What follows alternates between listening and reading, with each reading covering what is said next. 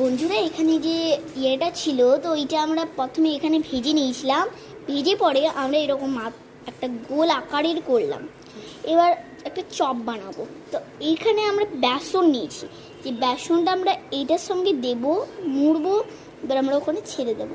তো ওখানে আমাদের 3টে আছে, 3টে না 4টে। তো দেখো প্রথমে বেসনটাকে আমরা ছেড়ে দেবো, তারপর আবার এইখানটাতে দেখছো যেমন এখানে আবার বেসন দেবো, আবার এখানে ছাড়বো। তো এইরকম ভাবে আমরা বানাচ্ছি। মা সুস্বাদু হবে তো খেতে? হবে? দারুন দারুন সত্যি? হ্যাঁ, আমি তো খেয়ে দেখো, অনেক পেট করে আছি। বন্ধুদেরকে বলো বাড়িতে ট্রাই করতে, এটা কিসের? অবশ্যই ভালো লাগবে। এটা কিসের এটা রেসিপি? হচ্ছে মোচার চপ। মোচার চপ। আচ্ছা, এই করে আমরা সবগুলো ভেজে নেবো, সব ভেজে ভেজে একটা একটা করে সব তুলে নিচ্ছি, ঠিক তো আছে? এরকম ভাবে প্রিপারেশন। বাই বন্ধুরা, পরের ভিডিওতে দেখা যাবে আমাদের।